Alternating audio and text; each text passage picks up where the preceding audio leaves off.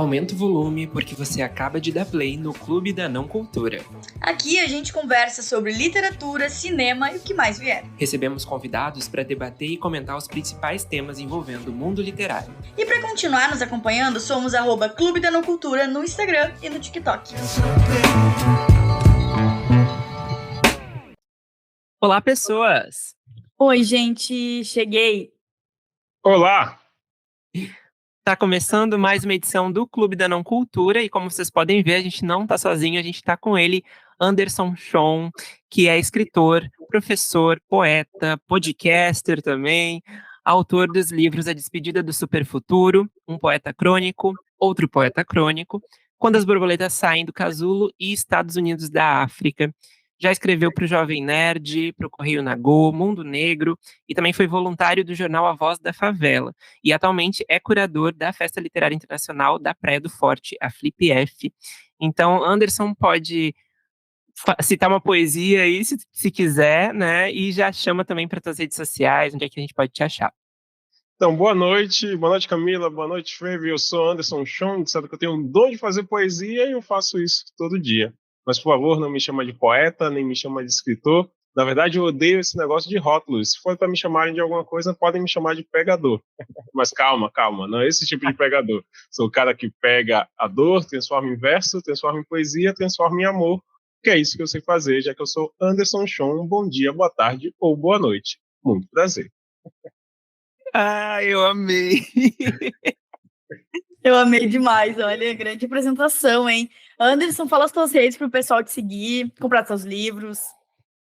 Então, basicamente o Instagram, que é o @AndersonShon, Anderson S-H-O-N. Eu tinha site, mas eu percebi que a galera ia muito pouco no meu site, eu também escrevia muito pouco. Acabou que as demandas, elas obliteraram algumas coisas. E aí o meu canal de divulgação direto é o Instagram poético. Então, assim, semanalmente eu fico lá divulgando as minhas poesias e divulgando também onde eu estarei. No último mês eu consegui fazer toda terça-feira um texto sobre Big Brother, mas agora que acabou, as pessoas não querem mais ler textos longos. Tá certo. E a gente vai deixar todos os links, então, dos livros e das redes sociais do Anderson na descrição do episódio. E, Camis, onde as pessoas podem encontrar o Clube da Não Cultura? É claro que é no @Clube da Não Cultura, no TikTok, no Instagram, e é isso que a gente tem por enquanto, tá? Vamos para mais episódio, então, com um grande convidado, Fevi. Vamos lá. Então, para começar, queria saber, né, ali, como é que surgiu a literatura na tua vida, Anderson? Como é que surgiu essa coisa da poesia? Você também não se resume só a isso, né? Você tem experiência ali com quadrinho, com romance também. Como é que surgiu a literatura na tua vida? Cara, eu sou muito nerd e sempre fui muito nerd, sabe? Então, desde muito cedo eu me lembro de acordar e assistir tipo, Sábado Animado, Inspetor Bugiganga, Dragon Ball, Fly, Mr. Bump. Aí eu dei uma denunciada de idade absurda. Assim. Se alguém aí lembra do Mr. Bump, por favor, me contacte. Assim. Assim, eu adorava essas histórias, sabe? Isso fazia parte da minha vida. Meu vizinho tinha um Super Nintendo, então a gente jogava todas as tardes de Street Fighter. Para mim, tudo isso sempre foi uma forma de ler histórias. O Cavaleiro do Zodíaco, que talvez foi o primeiro anime que eu lembro assim, de seguir quase como fã. Aqui em Salvador, eu morei muito tempo, nasci em Salvador, sou baiano, mas morei muito tempo no Rio de Janeiro. Assim. E antes de ir para o Rio de Janeiro, teve a explosão Cavaleiros do Zodíaco. Pô, ia para shopping, né? Minha mãe me levava, ficava cantando as músicas e tal. Assim. Então, assim, a nerdice veio junto com as histórias em quadrinhos. Né? Nessa época, eu lia muito Turma da Mônica. Lia muito, adorava Turma da Mônica. E eu lembro que, de alguma forma, apareceu lá em casa A Morte do Superman, o quadrinho. Pô, eu lembro assim, exatamente isso. Foi uma sexta-feira, eu estudava de tarde. Na sexta-feira de manhã, eu fiquei lendo o quadrinho todo. E o que me chamou a atenção era como o Apocalipse matava heróis. E, tipo, cara, assim, o Superman é o cara mais forte do universo. Como é que ele morre, sabe? Então teve algum fascínio ali na ideia de que há uma contravenção dentro do quadrinho. Que o quadrinho diz que existe, que é certo, não. Às vezes não é. E isso, eu acho que a gente lê para ser surpreendido, né? Se eu quisesse ler para saber que as coisas estavam ali, eu ia ler aqueles encartes do supermercado, sabe? Eu não ia ler livro, não ia ler quadrinho, não ia ler literatura. Eu acho que a literatura chega para mim dessa forma, mas isso só vai se desenvolver em escrita muito tempo depois. Apesar de que na terceira e quarta série eu amava as aulas de redação, amava mais do que as aulas de educação física. É, na escola eu nunca fui muito valorizado como alguém que sabia escrever, apesar de que eu tinha ótimas ideias, mas eu acho que eu não sabia colocar no papel mesmo, e fui pouquíssimo orientado por professores. Na faculdade eu sou formado em comunicação com ênfase em publicidade, eu me especializo em redação publicitária, mas eu entrei na faculdade muito cedo, eu cheguei a ter uma aula com 16 anos, assim, e quando você descobre do que é feita a publicidade, né? Para que a publicidade serve? Você fica, cara, eu sou uma pessoa muito boa de bondade para ficar fazendo, assim, pegar toda a minha habilidade para convencer alguém a beber uma água preta com açúcar porque dizem que é gostoso, sabe? Pô, cara, eu não vou passar minha vida inteira fazendo isso. Então eu saí em parafuso da faculdade, fiquei muito tempo desempregado, mas nesse tempo eu escrevia muito mesmo, porque eu gostava de redação publicitária e sempre gostei de literatura. A literatura volta para mim de novo com a Turma da Mônica, com a gráfica MSP, tinha ali uns mangás de evangelho e tal, assim. Aí eu passo a ler bastante essas coisas e passo a produzir. Já escrevia poesia, mas minha primeira tentativa de livro foi um livro chamado Um Amor de Cinema. E quando eu terminei de escrever, que eu reli, eu falei, caramba, isso daqui é ruim demais. Como é que eu fiz isso? Mas eu entendi que eu sabia a estrutura. Então, fazer ali fala de narrador, fala de personagem, como é que você descreve uma cena sendo interessante, assim, o narrador fala de forma mais corrida, tal, não sei. Tinha uma estrutura que eu sabia do que eu estava fazendo. E concomitantemente eu estava ali botando poesias no final do Orkut e as pessoas comentando e gostando e tudo mais. E aí, trabalhando, porque eu encontrei a educação, sabe? Fiz uma pós-graduação em educação, me vi, e sou professor até hoje. Quando eu comecei a trabalhar e ganhar meu rico dinheirinho, eu juntei umas moedas e aí eu publiquei o primeiro livro de poesia, porque eu já estava com muita coisa escrita. Eu achava que aquilo poderia ser um livro. É isso. A minha jornada até a minha primeira publicação foi essa. Queria saber agora mais do teu processo criativo, assim, como é que é a tua rotina de escrita. Acho até que dá para fazer esse paralelo de primeira publicação até agora, né? Como que era antes o teu processo criativo, como que é agora, como tu insere a escrita no teu dia a dia. Cara, antes não era profissão, né? Quando eu publico o primeiro livro lá em 2013, e aí eu percebo que, tipo, uma semana, 2 semanas depois, todos os dias eu falava no livro, e não era tipo o Kiko, sabe? Eu tenho um livro e não te dou, sabe? Não era isso. Era tipo, em algum momento do meu dia, esse livro, a escrita aparecia. Eu falei, cara, isso é uma profissão, sabe? Lá atrás era escrever. Lá atrás eu acreditava na inspiração, sabe? E hoje eu entendo que é trabalho. Simplesmente. Eu já tenho uma rotina de escrita que é tão frequente que faz parte do trabalho. Desde 2022, eu me dou férias, sabe? Eu digo assim, ó, uma semana sem tocar em nada. Depois que eu lancei o quadrinho, eu já me dei 2 férias do personagem. Tipo, e o meu parceiro, que é o ilustrador Daniel Cesar, eu falo, Daniel, não fale comigo sobre o Rei Banto, até o dia tal, sabe? Porque a gente precisa descansar. Então, se lá atrás era um processo super de, escrever um negócio aqui, me inspirei aqui, depois de um tempo virou fazer uma poesia por dia. Quem me ensinou isso foi o Stephen King. Eu li sobre a escrita. E ele fala sobre escrever 4 páginas por dia. Na época, eu era mais da poesia, assim, hoje eu sou bem híbrido, e aí eu fazia uma poesia por dia. Mas quando eu me atentei à ideia de escrever romances, eram 4 páginas por dia. Eu tinha uma plaquinha na parede, assim, todos os dias eu marcava lá, 4 páginas, 5 páginas, escrevia 2 páginas, então amanhã eu sei que eu tenho que escrever 6, sabe? Entender a escrita como um trabalho, porque há uma romantização na ideia de que todo mundo que escreve é escritor. Cara, eu tenho uma opinião muito impopular sobre isso, assim, porque eu acho que a coisa se divide entre quem escreve, quem publica e quem de fato é escritor, escritora, sabe? Você tem uma rotina, você tem que aprender é um empreendimento. É como se eu dissesse que quem faz cachorro-quente tem uma lanchonete. Cara, não. Posso fazer em casa para que eu mesmo possa comer e consumir. Sabe? Mas tem toda uma prática e tudo mais, assim. Então hoje é bem diferente. Eu acabei de sair de uma rotina assim, caramba, que foi pro Prêmio Sesc. Eu queria escrever uma obra no Prêmio Sesc e eu só tive assim, um insight dessa obra 20 dias antes do prazo. E eu tive que escrever 24 contos em 20 dias e corrigi-los, sabe? Cara, eu só consegui fazer isso porque dentro de mim existe um processo que já é profissional, que é sentar, esse vai ser o quê? Esse conto vai ser em primeira pessoa? Em primeira pessoa. Para quem está sendo contado esse conto? Quem conta esse conto? De onde esse conto? Se fosse um processo de inspiração, cara, eu não ia conseguir fazer isso. Sim, eu adorei. Primeiro que eu adorei a analogia do cachorro-quente. Achei isso muito simbólico para representar o que é ser escritor mesmo. Mas eu acredito que está muito claro na tua cabeça o que ter o processo e ter a rotina, né, te torna escritor porque tu está todo dia escrevendo, que ela é a tua profissão e não vai vir inspiração. Disciplina, né? Vai vir inspiração do completo nada e vou sentar aqui e escrever. Acho que realmente tem muito essa diferenciação, achei bem legal, principalmente a analogia. Sabe por quê, Camila? Porque senão a gente fica colocando a arte num lugar super recreativo. De que, cara, a gente ouviu por 4 anos um governo dizendo que artista era vagabundo. Pô, na moral, assim, o Daniel Cesar, meu parceiro, ele teve que carregar 11 caixas de quadrinho.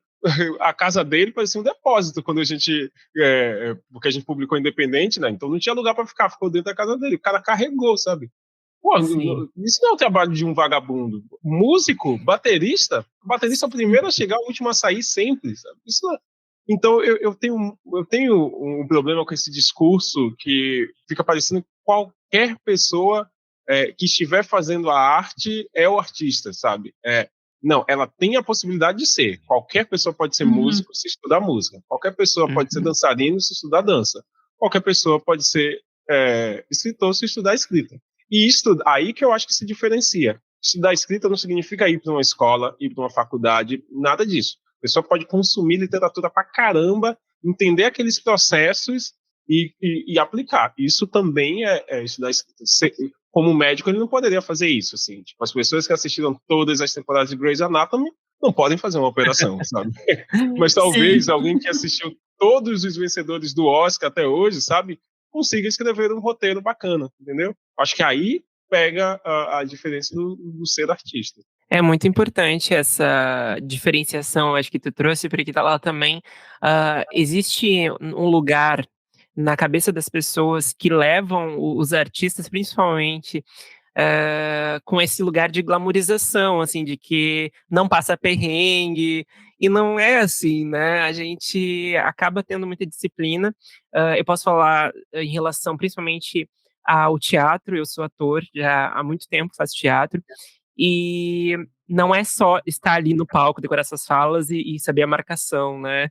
Você carrega caixa, você carrega cenário, você se preocupa em comprar o lanche pro pessoal da produção que tá ali. Tem todo sabe, existem muitas esferas dentro, eu acho, da arte que ficam meio no bastidor e apagadas, assim, as pessoas não têm essa noção. Mas agora... No lançamento do meu quadrinho, a gente lançou o quadrinho na Academia de Letras da Bahia. Primeira vez que a Academia de Letras viu um lançamento de quadrinho na vida dela. E olha que ela é uma instituição secular. Cara, antes do lançamento eu estava no supermercado comprando copo descartável. Porque a gente esqueceu. Sim. A gente comprou, a gente disponibilizou lanche pra galera, tal, não sei o quê. Aí, pô, vai beber como? Eu falei, pô, será que não dá copo lá? Liga pra academia, não, a gente não disponibiliza copo. Então vai lá, compra, sabe? O lançamento foi lindo, a gente tava ali, pô, é isso, um glamour absurdo. Acho que por meia hora atrás eu tava no caixa do supermercado perguntando se não tinha o copo pequeno, porque eu só tinha conseguido o copo grande, sabe?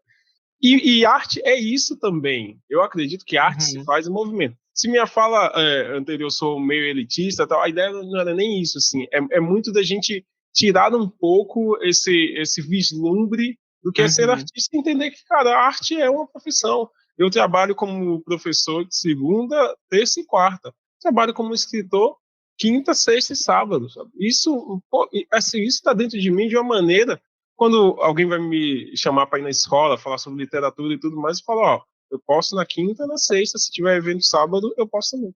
Porque é trabalho. E dito tudo isso, é um trabalho maravilhoso. Já me levou a diversos lugares, é reconhecimento. Pô, tô conhecendo vocês, duas pessoas bacanas do Sul, sabe? Então, pô, isso é maravilhoso, pô. É muito massa. Tu comentou ali sobre o Daniel Cesarte, e eu queria saber sobre essa parceria, né? Como é que surgiu? Lembrando aí, para quem não está ouvindo, né, e ter esse contexto, eles foram parceiros em Estados Unidos da África, né? Que é um quadrinho ali que conta a história de um super-herói africano que acaba influenciando ali uma nova nação e mudando algumas questões socioculturais, né, de economia, cinema, moda, enfim. E como é que surgiu essa parceria? Como é que surgiu essa sinopse na tua cabeça? Como é que surgiu isso, sabe? Cara, os Estados Unidos da África é a minha obra mais bem sucedida. Ela é de 6 de outubro de 2023. Em 2 meses, a gente vendeu 750 HQs independentes, botando embaixo do braço e indo para a festa literária nos interiores da Bahia, sabe? Vendeu muito, foi muito bem criticada. Agora ela vai ter uma segunda edição pela Bebel Books, que é uma editora paulista, se interessaram pelo projeto, assim, então em 2024 a gente lança essa segunda edição. E isso nasceu desde sempre. Eu sempre falo isso, assim, como eu falei, eu sou muito nerd, então eu sempre li super-heróis e sempre vi super-heróis e nunca me vi lá. Eu, como homem negro, me percebo hoje sempre, assim, inclinado a gostar dos personagens que eram negros sem serem negros. Tipo as Tartarugas Ninja. É nítido que são 4 irmãos negros, sabe? No Dragon Ball Z eu amava Piccolo e toda a Namekusei. O Namekusei é baseado em comunidades africanas. Os SWAT Cats dos aviões, o Skitter, que é o amigo do Dog Funny, que na verdade é verde, mas é negro, as roupas, os trejeitos. Então esses personagens sempre foram os meus favoritos, sabe? Então essa ideia sempre teve em mim. À medida que eu fui ganhando relevância aqui na cena da literatura baiana, eu fui percebendo que eu tinha que fazer alguma coisa pelos meus. E assim, escrever super-heróis era uma vontade, sabe? Ter o meu próprio super-herói era uma vontade. E de repente calhou. Caramba, escrever a história do cara que é uma espécie de Superman africano que unifica todo o continente e transforma num país, o país mais poderoso do mundo, que é os Estados Unidos da África. E aí eu escrevo aquilo como um livro. Esse livro existe, na verdade. Só que quando eu terminei de escrever, eu falei, putz, isso não é um livro, isso é um quadrinho. E eu escrevi muito rápido, porque eu tinha tomado um pé na bunda de uma namorada de bastante tempo, assim. E eu só precisava entrar num projeto. Sabe? A Siri resolveu falar. E eu só precisava entrar num projeto que fosse. E eu escrevi, tipo, em um mês. E aí, acabado, eu falei, pô, eu tenho um roteiro de quadrinho. E não tinha grana para contratar um quadrinista. Daniel estudou com meu irmão na faculdade. Assim. Eu acho que ele é 5 anos mais velho que eu, não lembro. Mas em algum momento, eu, adolescente, eu vi a Daniel, porque tipo, quando a gente tem 15, alguém de 20 parece uma pessoa super adulta. A assim. referência, né? Sim. Exatamente. Hoje eu com 36, eu acho que alguém de 20 é uma criança, sabe? E, pô, Daniel é esse cara mega adulto, que eu cheguei a pedir conselho de namoro pra ele uma vez, ele é um cara muito louco. O cara, na minha visão, assim, tipo, pô, ele vai pro aniversário de 15 anos com o boné da MST, sabe? Pô, esse cara é revolucionário. Tá? Então, existe um olhar de admiração. E aí, quando eu engavetei o projeto, eu fui chamado depois para fazer uma oficina. Essa história, eu vou ser breve, senão eu vou me estender muito. Mas eu fui chamado para fazer uma oficina para rede de bibliotecas comunitárias, que elas tinham ganhado um fundo alemão, assim, um edital alemão, e iam publicar um livro. E queriam que eu fosse o professor que conduzisse as bibliotecárias a escrever poesias, contos e tal. Assim. E aí falaram, pô, você vai ganhar 45 euros por 4 horas de oficina. Assim. Eu falei, pô, massa. Do tipo, dá 300 e tantos reais. Mas o que me chamou a atenção foi, tipo, pô, vou poder dizer que eu ganhei em euro, sabe? Massa, sabe? Vou dizer para alguém. Recebi em euro, tá? Fui, dei minhas horas aulas, tal, não sei o quê. Depois me ligaram pedindo uma nota, assim. Na época eu não tinha MEI, que é outra coisa, assim, para ser profissional tem que se profissionalizar. Então, ter MEI é o mínimo que você tem que ter, e na época eu não tinha. Aí eu falei, pô, velho, o valor não é tão alto, então não vale a pena fazer um MEI e tal, não sei, não sei.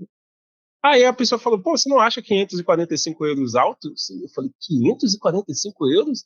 Ou eu entendi errado, ou a pessoa falou errado. E aí eu fui converter, tipo, dá 3 mil reais e tanto, assim, tipo, para 4 horas de aula. Eu falei, caramba, vou pegar essa grana para contratar alguém para dar um pontapé nesse projeto.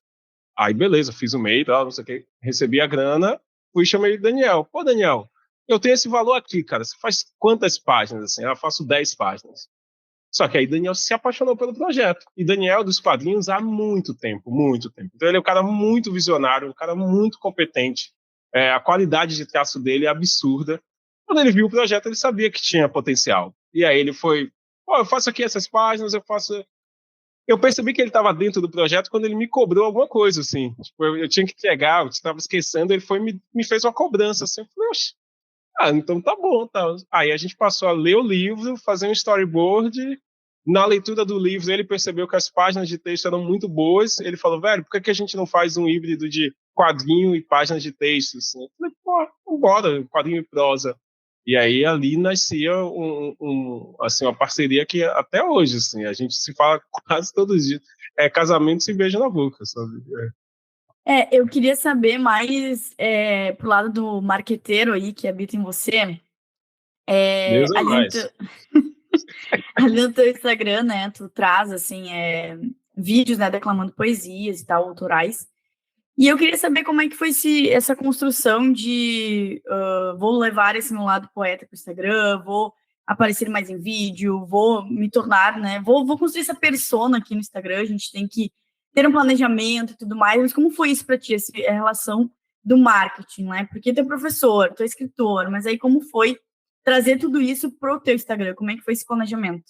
Cara, ter feito a faculdade de publicidade me ajudou muito em entender que as coisas elas não necessariamente vão se vender porque elas têm uma qualidade absurda ou elas não vão se vender porque elas têm pouquíssima qualidade. Não é sobre isso, sabe? Eu Sim, entendo aí que que você tá tem... o pulo do gato, né? Saber que a qualidade por si só não se vende. Exatamente. Então, eu acho que existe um mínimo de qualidade e o resto é publicidade e divulgação, sabe? Eu vejo isso como a maioria, mas tem as suas exceções. Eu entendia que meu conteúdo era bom, mas eu entendia que eu também patinava por muitos conteúdos.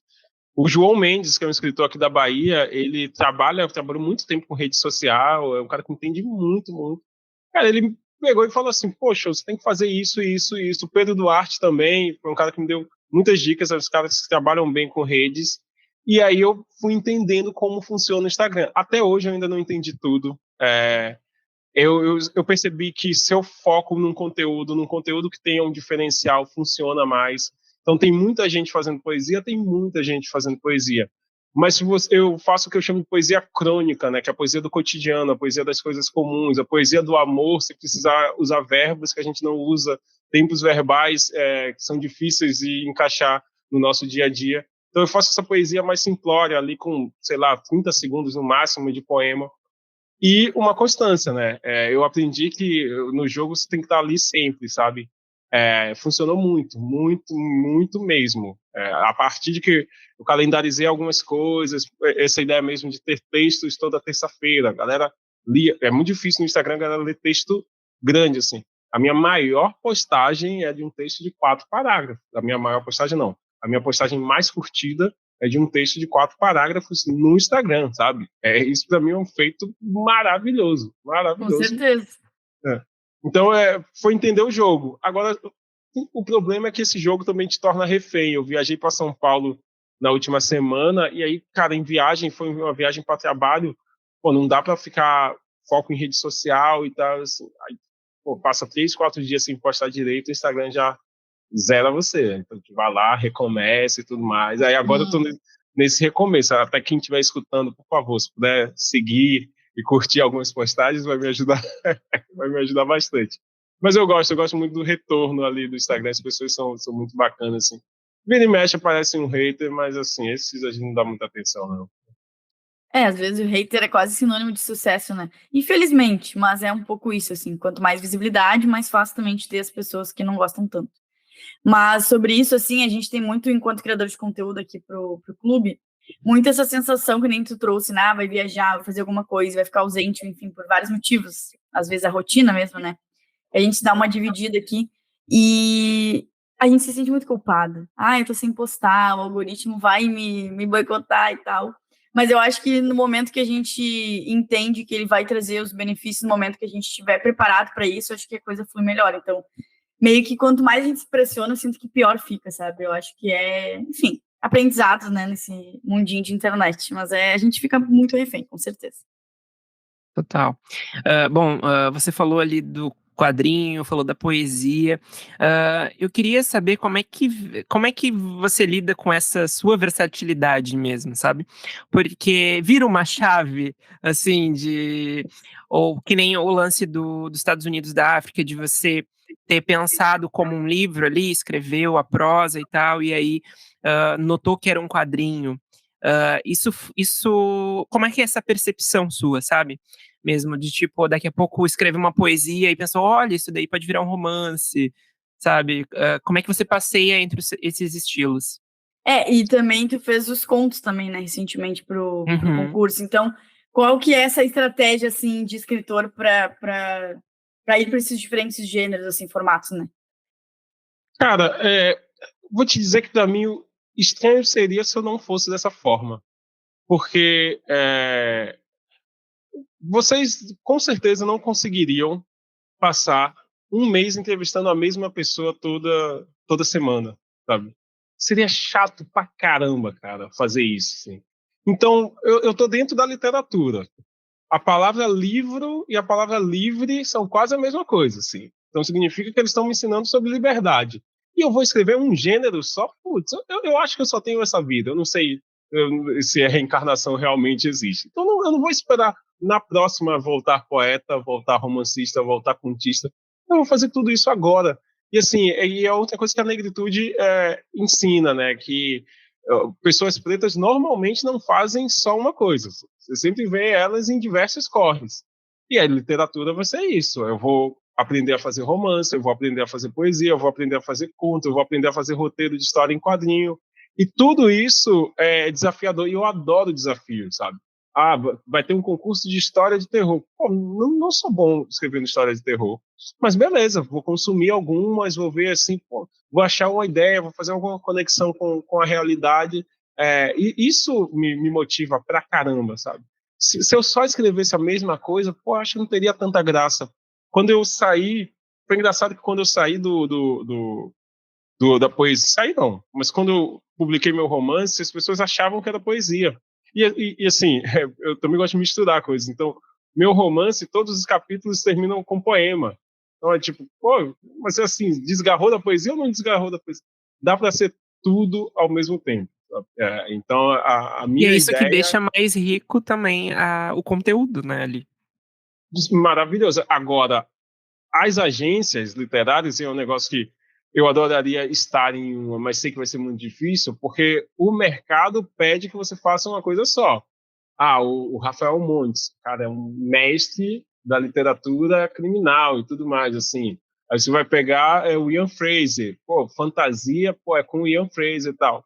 Poixon, vai ter alguém que vai me conhecer pelas poesias, vai ter alguém que vai me conhecer pelos quadrinhos. Eu acabei de ter uma reunião com uma editora carioca, assim, uma editora grande do Rio, assim, e eu ofereci para eles um projeto de poesia e eles me pediram um projeto de quadrinho. Eu falei, pô, eu acho que isso fala bastante sobre a minha versatilidade, assim. E aí eles falaram que dá para tocar os dois, mas eu acho que vai sair os quadrinhos primeiro. O que não impede de ter uma poesia ali no meio do quadrinho também, né? E é uma vontade, cara, é uma vontade. Na verdade, eu tenho A Despedida do Superfuturo, que foi o meu terceiro livro, ele é um e-book. Ele é um livro em formato de poesia narrativa que conta a história de um super-herói. Então, facilmente eu poderia publicar ele fisicamente, né? Num formato de HQ, aquelas HQs clássicas da Marvel, Uhum. só que em uma página ter o quadrinho, a imagem, e na outra página ter a poesia. Assim. Isso, assim, esse projeto já está na minha cabeça. Em algum momento eu vou colocar ele em prática, porque aí vira uma HQ poética mesmo, sabe? É muito massa. E existe também um movimento editorial de resgatar algumas obras e fazer quadrinhos delas, né? Também já. Acho que eu nunca cheguei a pegar, por exemplo, um clássico e ler em quadrinho, mas sei que tem várias editoras que acabaram já fazendo isso. Enfim, Dom Tem Casmurro e onde assim vai. eu ensino, a gente fez um clube de leitura com essa temática. A gente Ah, reuniu legal. 7 jovens, cada um dos jovens pegou um clássico da literatura brasileira adaptado para quadrinho, levou para casa, voltou, a gente teve 2 aulas para eles falarem como é que foi ver o clássico em outros formatos. Foi lindo, foi riquíssimo, assim. E como eu não sou muito da literatura clássica, é, gosto de um ou outro livro, eu também aprendi, assim, tipo, o Cortiço eu nunca li. Eu vi através de um jovem, pelos olhos de um jovem de 16 anos, sabe? Pô, e curiosíssimo para ler, assim. Essas adaptações são massas. Eu só não lembro a editora que fez, assim. Queria me lembrar agora. Google tá aí, a galera pesquisa. Assim. Eu adorei que rolou meio que um spoiler, que tu tá negociando aí com a editora, que talvez venham 2 livros, não só umas 2. Então, outra coisa, Camila, que eu aprendi que é o jogo. Você tem que estar em evidência. Assim, desde o ano passado eu publico 2 livros por ano. Então, eu publiquei dia 10 de fevereiro Quando as Borboletas Saem do Casulo e dia 6 de outubro os Estados Unidos da África. Aí, esse ano, dia 11 de março, eu vou publicar meu 6º livro, que é o Não Termine Comigo, Joana. E a ideia do segundo semestre já tem um livro pronto, ele já passou por leitura sensível, ele já está diagramado. Mas aí, sabe, eu fiz um jogo de búzios e o jogo de búzios disse que, pô, talvez ele não tanto assim, então muito provavelmente eu pegue ele desde o primeiro semestre de 2025 e coloque um outro no lugar. Mas até 2026 minha meta é publicar 2 livros por ano, assim, pra galera cansar de ver minha cara mesmo. Fala, putz, Anderson Chão de novo, lá vem esse cara, essa poesia, tá... Porque é como funciona, sabe? Sim, estar em evidência, né? E eu só queria fazer um complemento que eu achei muito interessante que tu trouxe de não necessariamente focar, você só poeta, você só contista. Eu acho que isso é muito de ter coragem, né? Porque eu acho que a escrita, a arte, de modo geral, ela exige coragem da gente. Da gente se expor, da gente colocar a nossa arte também para ser julgado pelos outros. Então, eu achei muito legal tu trazer que tu gosta de ser versátil, de ser plural na tua escrita, de trazer, né, diferentes formatos de escrita. E eu acho que isso vai muito de ter uma coragem de se expor, de trazer, então, enfim, muito legal mesmo. E sobre essa coragem, né, e sobre essa versatilidade também, é interessante trazer até uma pergunta, assim, de o que você entende que tem das tuas experiências nas tuas histórias, né, na tua poesia também. Já falou ali que faz poesia com base no cotidiano, né, mas o quanto das tuas vivências te inspiram, assim, na escrita? Cara, às vezes inspira, às vezes não. O que eu gosto muito é de fazer metáforas que estejam falando sobre algum aspecto da sociedade, que não é, assim, a maior novidade no mundo. O Watchmen fez isso, né? O Kafka fez isso, Metamorfose e tudo mais. Aí essa vivência pode ser minha ou não, ou pode ser algo que me conecta a pessoas. Isso eu gosto de fazer muito, de pegar um ponto de conexão, sabe? Então, quando eu contei a história do Quando as Borboletas Saem do Casulo, é a história de uma menina, a gente acabado de sair da pandemia, estava assim, meio sem entender ainda aquela ideia da terapia quase como uma obrigação, e eu conto a história de uma menina que não consegue, que acha que não tem sentimentos.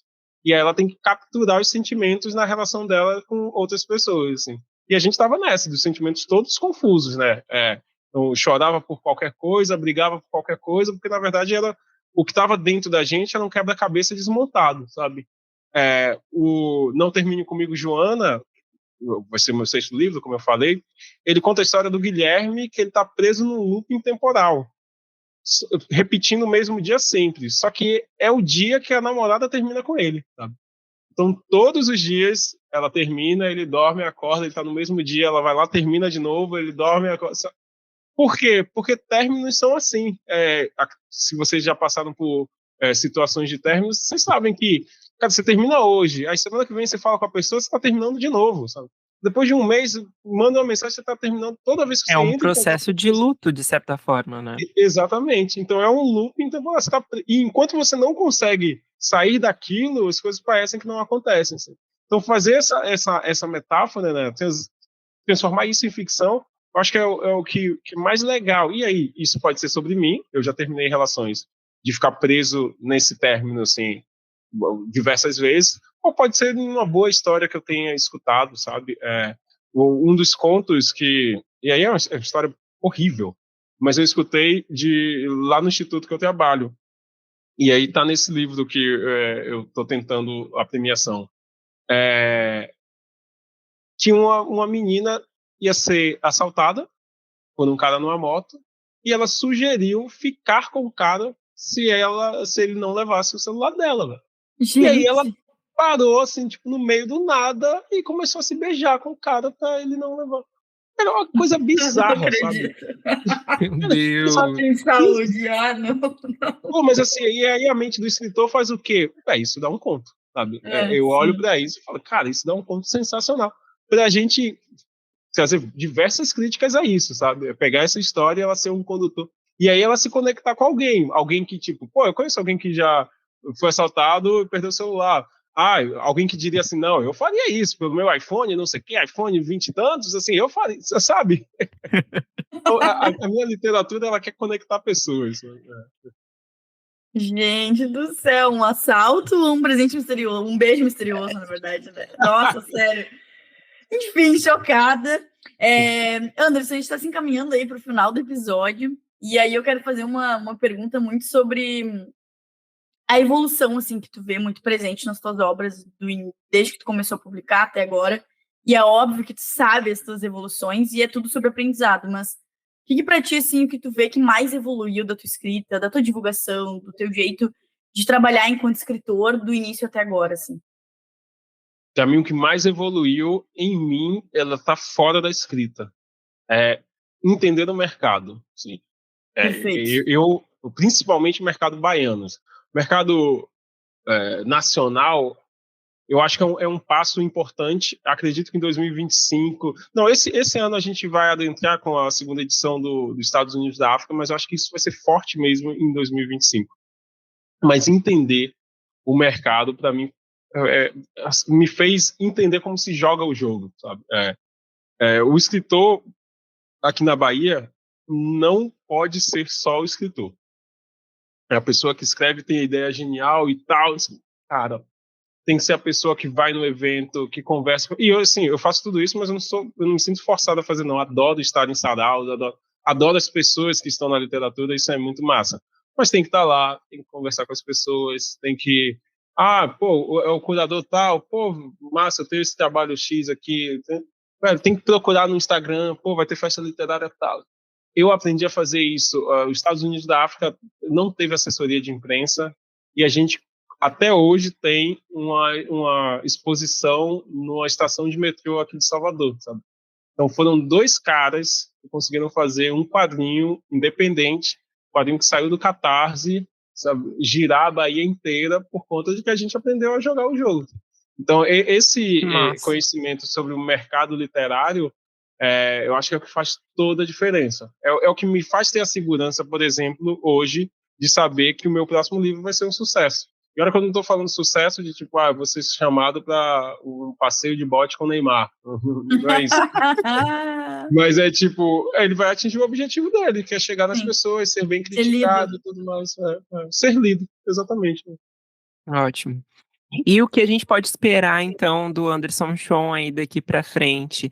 Já deu alguns spoilers, mas e depois disso, né? Já tem outras perspectivas aí? Cara, eu quero muito lançar o livro do segundo semestre, apesar de não saber se eu vou, porque ele vai junto com ele uma série. O livro se chama Onde Mora a Poesia, e ele foi escrito durante a pandemia e quando eu não podia sair de casa, né? Ninguém podia sair de casa. Só que, como eu falei, eu faço poesia crônica, que é poesia do cotidiano, né? E no isolamento social, o cotidiano era sempre o mesmo, sabe? Eu me inspirei nos cômodos da minha casa para escrever poesia. Então, eu queria saber, assim, meio que as sensações que estavam ali, os sentimentos, e para cada cômodo eu dou uma dessas sensações, sentimentos. Assim. Então, o quarto fala sobre paz, o banheiro fala sobre reflexão, a cozinha fala sobre amor, e a sala fala sobre os encontros. E aí é uma série com 4 episódios explicando isso, né? Como cada um desses cômodos me inspira de uma forma diferente, e junto dessa série vão as poesias que nasceram a partir dessa inspiração, dessa vivência, desse não cotidiano, né? Como é que a crônica nasce se o cotidiano não existe? Então vamos me fortalecer da minha própria casa, né? Vamos ser quase que uma coisa só, uma amálgama para conseguir escrever poesia. E aí é o livro, né? O livro, ele tem essas poesias, ele tem partes de um diário que eu escrevia na época, mas é um diário bem pessoal, assim, então eu peguei as partes que eu achava que dava para que as pessoas lessem, e uma série em 4 episódios, que até o trailer já está no ar, assim. Eu divulgo um pouco porque eu ainda estou em dúvida se eu vou publicar esse ano ou não. Uhum. Nossa, eu achei muito legal, porque uma casa conta muitas histórias, né? Nossa, quantas coisas acontecem dentro de uma casa, de uma família e tudo mais. Então, e assim, não é menos, porque não é família, eu moro sozinho, sabe? Então, o sim, momento do sim, isolamento, eu passei. tô contigo mesmo. Uhum. Exatamente. E aí é Naquela outra coisa da dinâmica. versatilidade, né? Porque é roteiro de audiovisual, nunca tinha feito.